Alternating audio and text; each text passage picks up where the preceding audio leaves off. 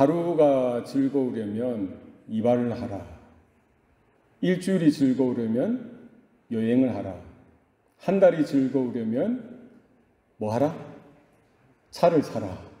1년이 즐거우려면 새 집을 사라. 이런 격언이 있어요. 사람들은 이 즐거움이 필요합니다. 이런 소소한 기쁨이 필요해요. 왜 그렇습니까? 이런 작은 혹은 큰 기쁨, 즐거움이 삶의 윤활유가 되고 활력이 되어지기 때문입니다. 그래서 우리가 꿈꿨던 것, 우리가 목표했던 것을 이루면 얼마나 기쁜지 몰라요. 그죠? 내가 갖고 싶었던 스마트워치라든지, 용돈을 모아서 또 다른 새 전화기를 또 산다든지, 그죠? 안 기쁜가요? 제가 처음 차를 사게 됐을 때, 차가 생겼을 때, 기쁘더라고요. 근데 한 달까지는 안 기뻤어요, 사실. 현재야, 얼마나 기뻤디? 얼마나 기쁘디? 차를 사고 나니까. 거짓말, 진짜야? 근데 사실 우리가 기대했던 것만큼 오래 가지 않습니다. 그죠? 예를 들어서 한 학기 공부 열심히 해서 올레이를 받았어요. 그 기쁨이 얼마나 갑니까? 성준 얼마나 가니? 하루? 좀 과장한 것 같지만 어쨌든 올해를 받으면은 방학 내내 기쁩니까? 방학 내내 그 사실 때문에 와 너무 좋다 너무 좋다 그럴 수 있어요. 하루 이틀 길면은 한 주, 두 주 잘했구나, 열심히 했구나, 좋은 결과, 좋은 열매를 얻었구나, 잠깐이죠. 이 땅의 그런 기쁨들, 이 땅에서 우리가 얻는 그런 즐거움은 유한합니다. 한계가 있어요. 일시적입니다. 찰나적이라는 거예요. 우리가 차를 사서 기쁜 것, 집을 사서 기쁜 것, 억만장자가 되고 우리가 삶의 성공을 이루고 출세하고 인기 있는 스타의 자리에 오른다고 해서 그 기쁨이 오래 갑니까? 가수들이 막 이렇게 콘서트를 하고 나서요, 막 팬들이 떼창을 부르잖아요. 떼창. 얼마나 전율이 일어나겠어요. 그 순간은 기쁨이 있지만요, 사람들이 다 돌아가고 나서 혼자 홀로 남겨졌을 때 그 허전함, 외로움. 유명한 분들 우리가 다 겪어보진 못해도 간접적으로 뉴스를 들어서 알잖아요. 영화 배우들, 연예인들, 아니면 기업가, 세계적인 부자, 좋은 아버지 아래 태어나서 재벌 2세, 3세 되는 그 자리에 있어도 그 기쁘냐 말이에요. 그게 일상이 되어져 버리니까 그게 더 이상 기쁨이 되어질 수 없고요, 더 이상 즐거움이 되어질 수 없더라는 거예요. 그러니까 무슨 그 영화 배우도요, 마약에 손을 대는 거예요. 왜 마약을 합니까? 그 허전함이, 그 기쁨이 채워지지 못하기 때문에 술을 마신다든지 도박을 한다든지 마약도 여러 가지 종류로 손을 대다가 끊지 못하는 거예요. 거기에 종로로 타게 되어지는 것이죠. 그것을 이루면, 그것을 가지면, 그것을 소유하면 기쁨이 있으리라 생각했는데요, 그렇지 못하더라는 거예요. 왜 그렇죠? 왜 그렇습니까? 이 땅에서 주어지는 그 어떤 크고 작은 기쁨들, 즐거움들은 유한하기 때문입니다. 한계가 있어요. 일시적입니다. 찰나적이기 때문입니다. 오늘 본문에 나와 있는 단어의 이 기쁨, 기쁘게 하다, 이 please, 명사로는 pleasure이라는 단어를 썼죠. 이 단어의 어근은 채우다 혹은 충만함, 이런 의미예요. 그러니까 기쁨이라는 것은 어디에 있는 거예요? 기쁨이 밖에 있습니까? 손에 잡히는 거예요? 그렇지 않습니다. 기쁨은 어디에 있는 거예요? 어디에가 기쁨이 있어요? 우리 마음에 있다는 거예요. 그러니까 내 마음의 채움을 받아야 뭔가로 채워질 때에 기쁨 감정이 생기는 거예요. 그죠? 사람들은 뭔가를 이 마음에 채울 때에 기쁜 거죠. 꿈을 이루었을 때, 목표를 이루었을 때, 돈을 벌었을 때, 좋은 성적을 이루었을 때, 인기를 얻었을 때, 성공했을 때, 출세했을 때, 그것으로 내 마음을 약간 채우지다 그게 다 채울 수 있습니까? 못 채우는 거예요. 사람들은 이제 그것으로 채울 수 있다라고 생각하기 때문에 잘못된 정보죠. 잘못된 경험이고 지식이죠. 그걸로 막 채우다 보면 안 되니까 다른 것으로 막 뭔가를 채우면서 그 허전한 마음을 체험받고 싶으니까. 이제 잘못된 방향으로 살아가게 되는 거예요. 이 기쁨이라는 단어, 이 헬라어, 그리스어, 성경의 언어로 볼 때는 카라라는 단어를 썼어요. 이 카라라는 단어는 외부에 있는 그런 기쁨이 아니라 우리 마음에서 흘러나오는 기쁨이라는 뜻이에요. 그러니까 세상 사람들은 뭔가로 외부적인 것으로 내 허전한 마음을 채워서 기뻐하기를 원하는데 그것은 불가능하다는 거예요. 그죠? 어떻게 채워야 되는 거예요? 사실은 우리는 하나님의 형상으로 지음받았기 때문에 하나님의 존재로서만 채울 수 있는 우리의 마음의 공간이 있는 거예요. 그것은 누구로만 채움을 받을 수 있는 거예요? 하나님으로만 채움을 받을 수 있는 거죠. 세상 사람들은 그걸 모르죠. 죄로 인하여 눈이 어두워졌고 귀가 가려졌기 때문에, 지성이나 이성이 왜곡되어졌기 때문에 하나님 외에 다른 어떤 것으로 그 마음을 채우려고 하는 거예요. 세상의 모든 사람이 그렇습니다.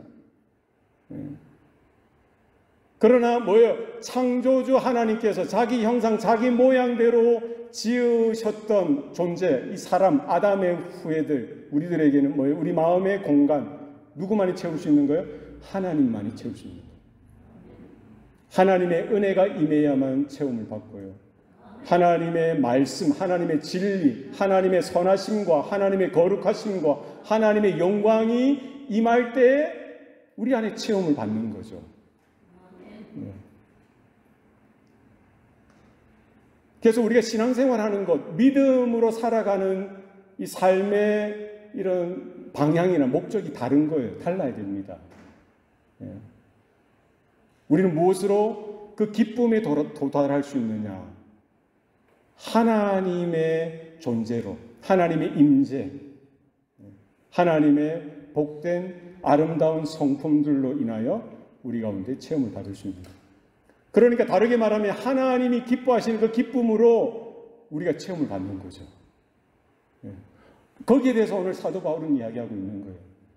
교회된 그 에베소 교회 성도들을 향하여 그렇게 선포합니다. 오고 오는 모든 세대의 교회를 향하여 그렇게 말하는 거예요.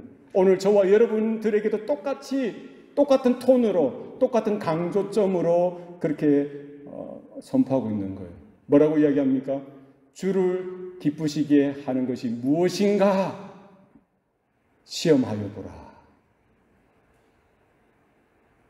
주를 기쁘시게 하는 것이 무엇인가를 시험하여 보라는 거예요. 교회로서 성도들이, 구원받은 우리가, 하나님의 자녀된 우리들이 어떻게 하여야 주님 되신 그리스도, 교회의 머리 되신 그 그리스도를 기쁘시게 할 것이 무엇인지를 알아보라는 거예요. 시험해 보라는 거예요. 증명해 보라는 거예요. 찾아보라는 거예요. 그러니까 우리의 신앙생활은 그 방향을 향해 나아가야 되는 거예요. 우리가 왜 교회 다닙니까? 왜 교회에 나오는 거예요? 왜 신앙생활 하는 겁니까? 물어보면 대부분 뭐라고 대답합니까? 여러분은 왜 교회에 나오는 거예요? 왜 예배 드리는 거예요? 저희 아내는 초등학교 때 교회에 나오게 됐는데요. 친구가 전도해서 시계 주는 줄 알고 교회에 나왔대요. 초등학교 몇 학년 때? 4학년 때. 나중에 알고 보니까 자기에게 시계를 주는 게 아니라 누구에게 시계를 주는 거예요? 전도왕 되면 시계를 준다고 했어요. 자기를 주는 게 아니라. 쏟고 왔죠. 그러니까 어릴 때에도 교회에 나오는, 이렇게 교회에 오게 되는, 신앙생활을 시작하게 되는 동기가, 그렇죠. 그게 어쩔 수 없는 거예요. 교회 가니까 떡 주고 빵 주고 과자 주고, 옛날에 사과도 주고, 우리 집사람 사과. 그러니까 여러 가지 유익이 있기 때문에 교회 나가는 거예요.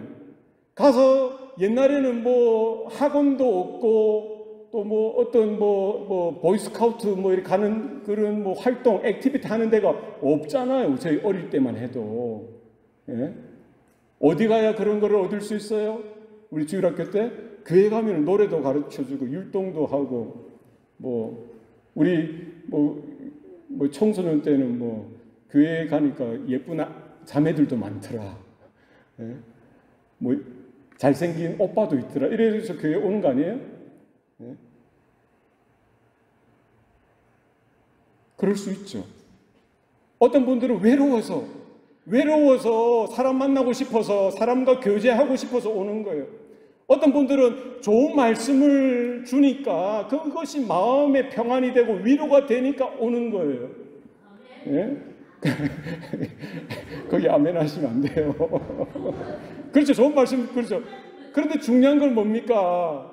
내가 필요해서, 내가 원해서, 나에게 기쁨이 되기 때문에 우리가 예배의 자리에 오고 하나님을 찬양하고 신앙생활하는 것, 그 수준에 머물러서는 안 된다는 거예요.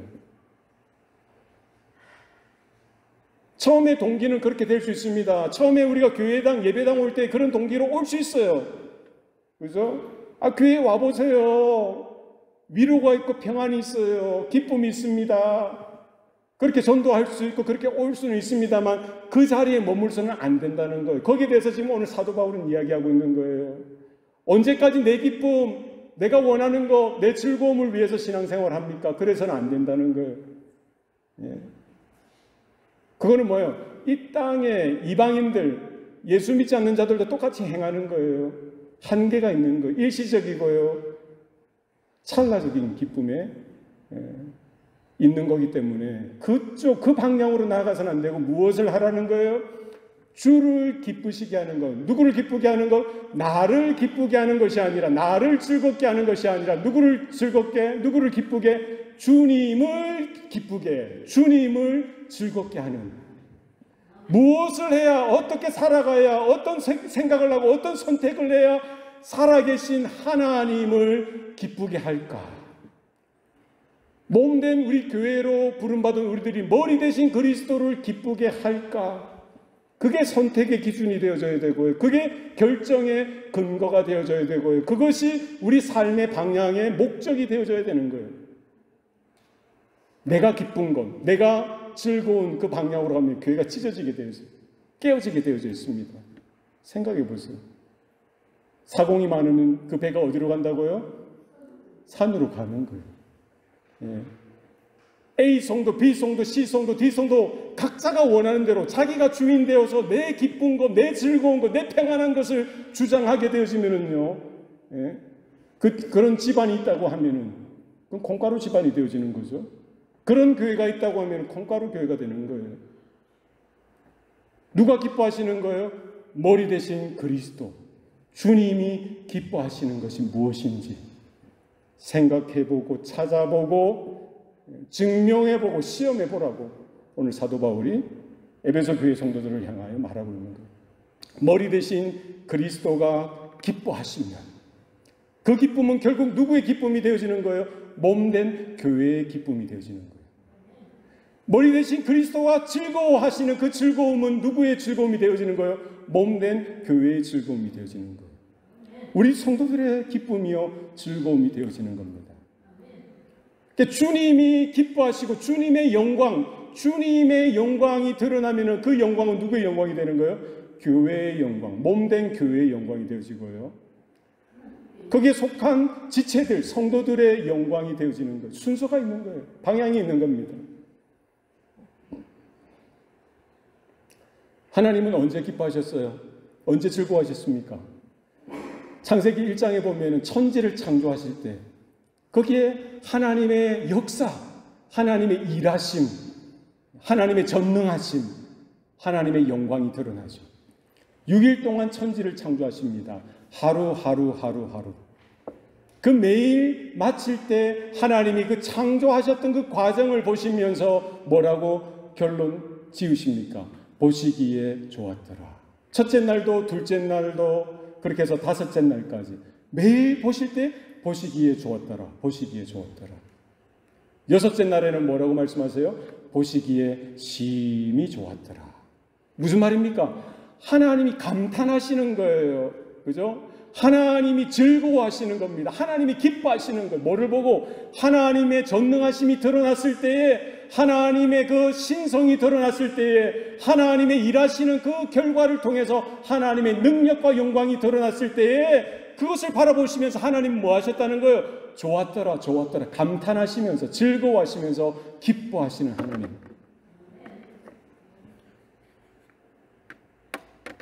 하나님이 마지막 때 이 모든 전 역사 가운데 하나님의 기쁨을 회복하시기를 원하시는 거예요. 그런데 어떻게 하세요? 첫사람 아담이 하나님께 불순종하여 범죄하여서 이 세상에 죄가 들어오게 되어지고요.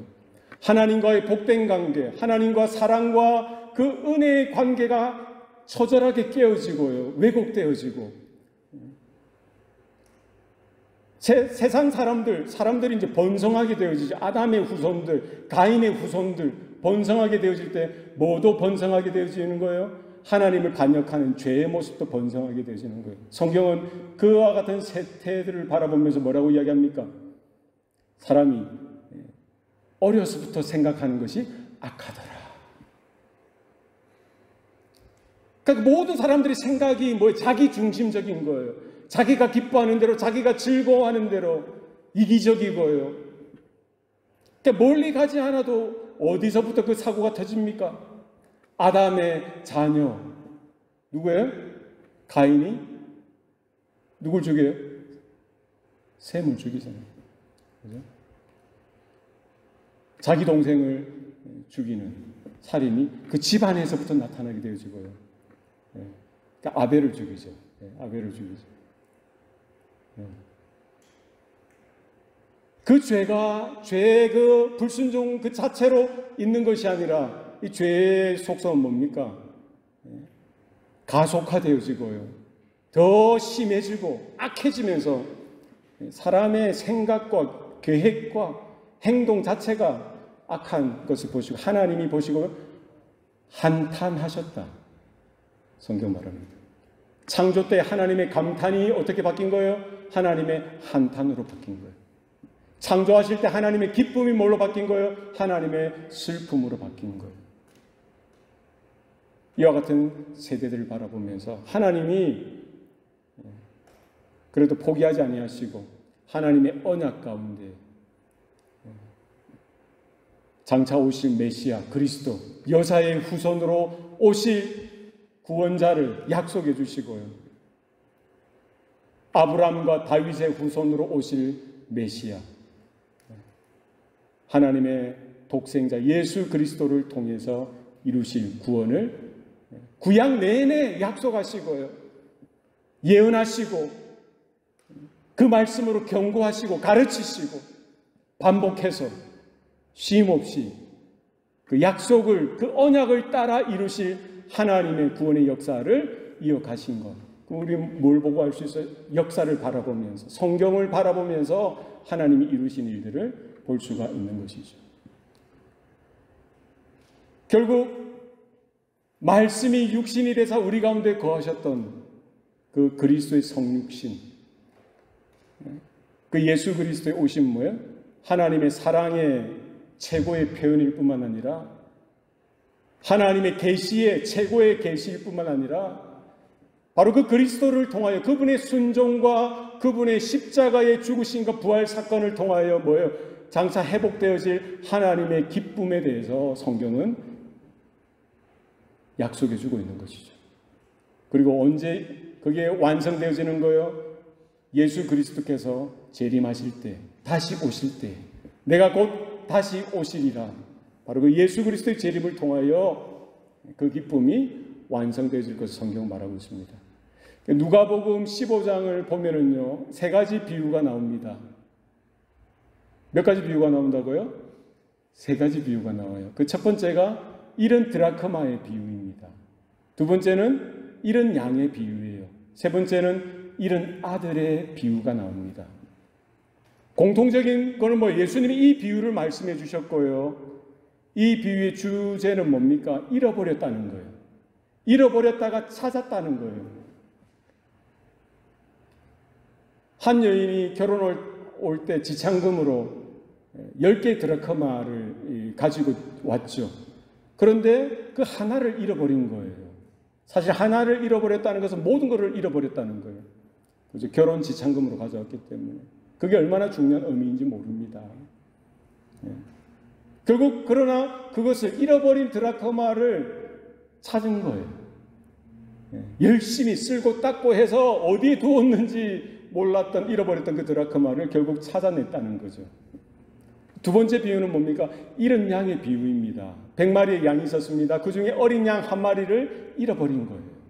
목자는 그 한 마리 잃어버렸기 때문에 100마리 중에 한 마리 잃어버렸으니까 so what? 하고 그냥 집에 간 게 아니라 99마리를 우리에 가두어 두고 그 잃어버린 한 마리 어린 양을 찾기 위해서 끝까지 찾을 때까지 포기하지 아니하고 찾았더라는 거예요. 세 번째 비유는 뭡니까? 잃은 아들의 비유입니다. 탕자라고 하죠. lost son. 두 아들이 있었습니다. 둘째 아들이 아버지에게 유산, 자기 몫을 요구해서 받아가지고 먼 나라로 가서 허랑방탕하게 모든 재산을 다 써버리죠. 그리고 가난하게 됩니다. 돈 있을 때는 친구들이 찾아와서 놀아주고 같이 향락을 즐겼는데 돈이 없다 보니까 그 누구도 이제 자기 친구가 되어주지 않는 거예요. 이제는 할 것이 없고 배가 고프니까 돼지치는 일, 유대인들이 가장 천하고 더럽게 여기는 그 돼지치는 일을 하면서 돼지가 먹는 그 열매, 돼지가 먹는 그 식량, 그 지엽 열매 먹는 거, 그것도 이제 돼지가 먹는 거 하나씩 이렇게 먹다가 자기의 처량한 모습을 발견하는 거예요. 내 아버지 집에는 품꾼들이 많은데, 배불리 먹고 편하게 사는 품꾼들이 많은데 나는 이곳에서 이렇게 힘들어하는 것을 발견하게 되어지고 내가 하늘과 하나님과 아버지께 죄를 지었다.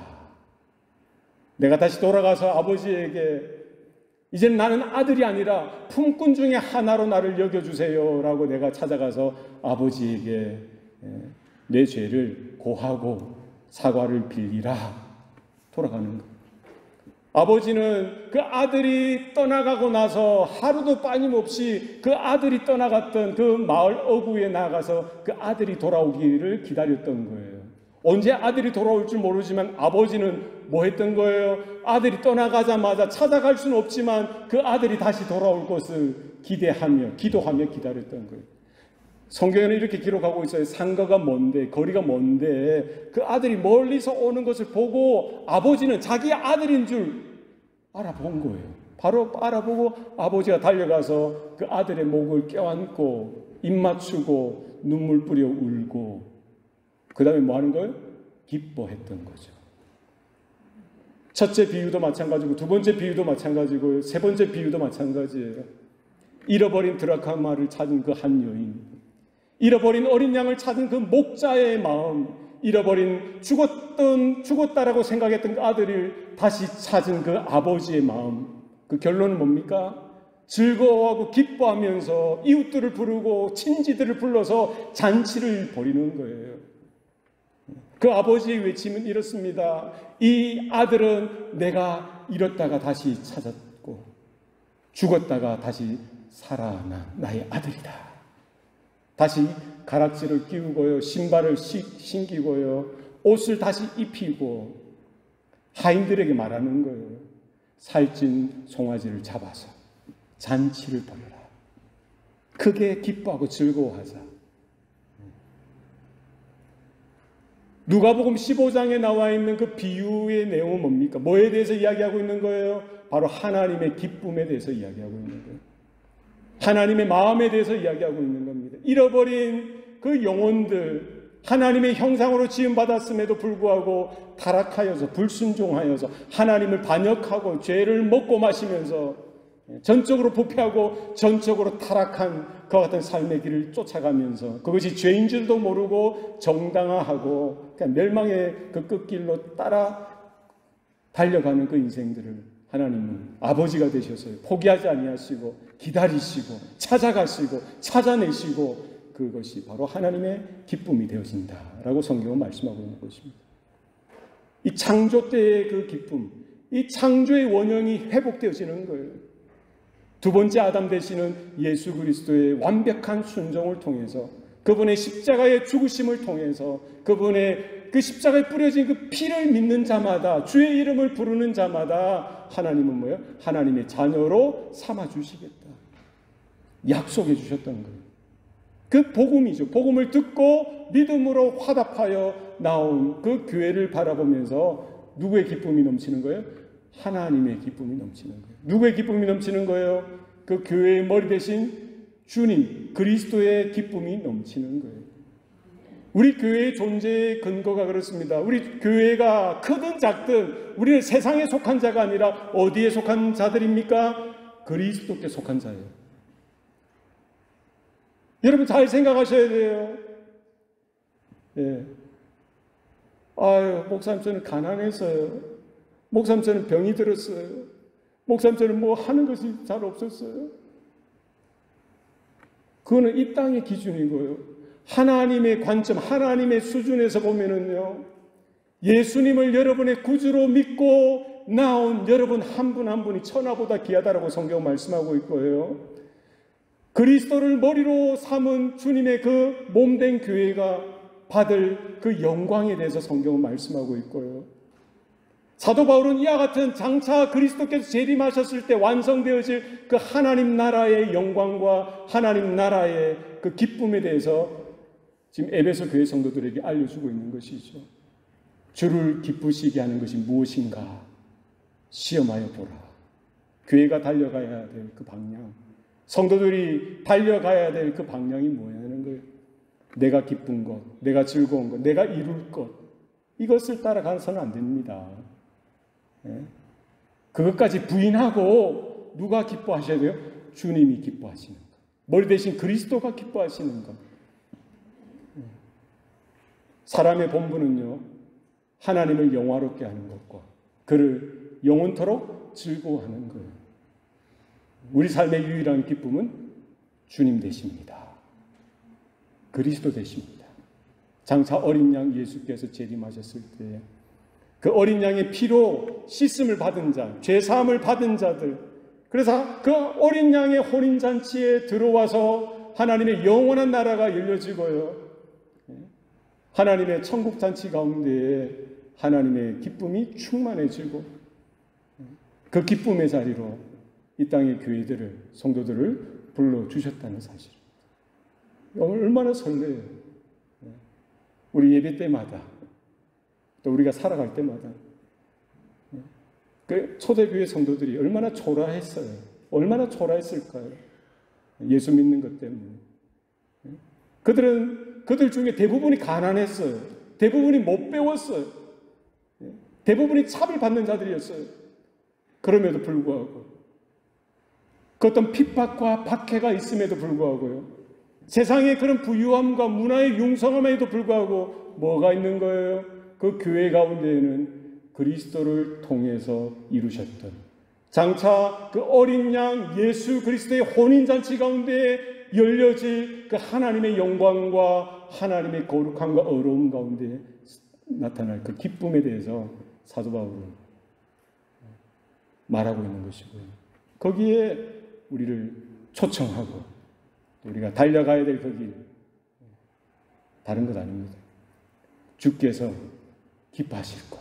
뭘 해야 주님이 기뻐하실까? 먹든지 마시든지 무엇을 하든지 하나님의 영광을 위해서 하라. 성경은 같은 맥락으로 이야기하고 있는 거예요. 무엇을 먹을까 무엇을 마실까 염려하지 말라. 너희는 먼저 그 나라와 그 의를 구하라. 그리하면 이 모든 것을 너에게 다 이루어 주시리라. 같은 맥락이죠. 우리가 바라봐야 될 것은 뭐예요? 하나님을 영화롭게 하는 것, 하나님을 기쁘시게 하는 것, 우리를 지으신 하나님, 우리를 그 예수 어린 양의 피로 거듭나게 하시고 하나님의 자녀 삼아주셨던 그 하나님을 기쁘시게 할 때에 결국 그 기쁨이 하나님만의 기쁨이 아니라 누구의 기쁨이 되는 거예요? 성도들, 하나님의 자녀들, 주님의 몸된 교회의 기쁨이 되게 하시겠다 사실을 기억하시면서 그 부르심 앞에 그 은혜 가운데 믿음으로 늘 언제나 흔들림 없이 서 있고 주님과 동행하며 주님으로 우리가 기뻐하고 감격하고 즐거워하는 주님의 몸된 교회가 다 되시기를 주님의 이름으로 축복합니다. 기도하시겠습니다. 우리 합심해서 한번 그렇게 기도했으면 좋겠습니다. 혹 우리 안에 그런 마음이 있었는지 모르겠어요. 정말 내가 주인 되어서 내가 주인처럼 살아와서 정말 내 기쁨을 위해서 내가 즐거워하기 위해서 내가 만족받고 어떤 내가 인정받는 그것을 위해서 혹 우리가 살진 않았습니까? 좀 회개했으면 좋겠어요. 하나님, 내 기쁨을 위해서 살았던 것, 내 원함을 위해서 살았던 것, 내가 주인 돼서 살았던 모든 것들, 그렇게 목회했던 것들, 그렇게 신앙생활했던 것들 주님 불쌍히 여겨주십시오. 오늘 사도 바울이 우리에게 권면하는 그 말씀으로 우리가 깨어나기 원합니다. 정말 우리가 믿음으로 이제는 나의 기쁨이 아니라 하나님의 기쁨을 추구하고 주님의 그 기쁨을 추구하고 하나님의 영광과 그분의 나라와 그분의 의를 추구하여서 정말 우리 장차 그 어린 양 혼인잔치 그 기쁨 가운데 우리가 들어갈 수 있도록 서 있을 수 있도록 하나님께서 붙들어 주시고 불러 주시옵소서. 우리 합심해서 통성으로 기도하시면 좋겠습니다. 기도하시겠습니다. 살아계신 아버지 하나님, 오늘 또 사랑하는 주의 자녀들, 성도들 또 예배 자리를 불러주시니 감사합니다. 주를 기쁘시게 할 것이 무엇인가 시험하여 보라는 사도 바울의 그 말씀 앞에 정말 부딪혀서 정말 내가 지금까지 살아왔던 것, 또 내가 목회하는 것들, 또 우리가 신앙생활하는 모습들, 그 동기와 그 이유와 그 원인과 내용과 목적을 다시 한 번 더 또 파헤치며 들여다보며 시험하며 증명해 보길 원합니다. 과연 주님을 기쁘시게 하기 위해서 내가 목회하며 주를 영화롭게 해드리기 위해서 내가 이렇게 살아왔는지 또 서 있는지를 하나님 돌이켜보며 그때 하나님 여전히 내가 주인 되었던 모든 것들, 또 게으르고 악했던 모습들, 또 내 안에 있는 정욕과 쾌락을 더 추구했던 모습들 하나님 불쌍히 여겨주시옵소서. 긍휼히 여겨주시옵소서.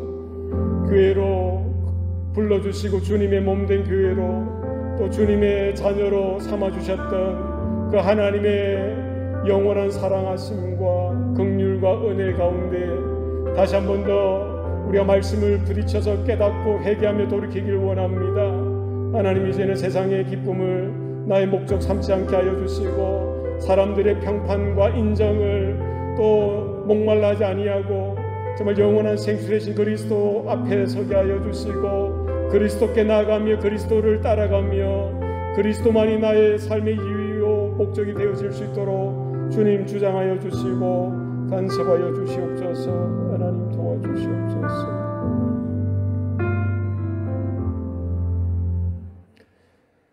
살아계신 아버지 하나님, 오늘도 우리에게 말씀하여 주시니 감사합니다. 우리의 연약하고 부족하지만 정말 겨자씨 하나가 같은 믿음으로 서길 원합니다.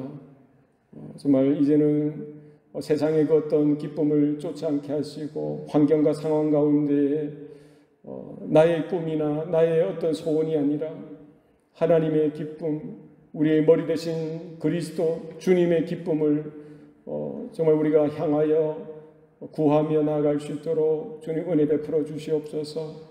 어떤 생각이, 어떤 선택과 어떤 결정이 주님께서 기뻐하시고 주님을 기쁘시게 해드리는 일인지를 기억하게 하여 주셔서 우리의 안에 그와 같은 순종이 있게 하시고 그와 같은 인내가 있게 하시고 그와 같은 결단이 있게 하여 주시고 그와 같은 변화된 우리의 삶의 모습이 나타나게 하여 주셔서 이제 하나님만 영화롭게 해드리고 주님만 기뻐하며 주님을 기쁘시게 해드리는 우리 교회 또 우리 성도들의 삶이 되도록 주장하여 주시옵소서.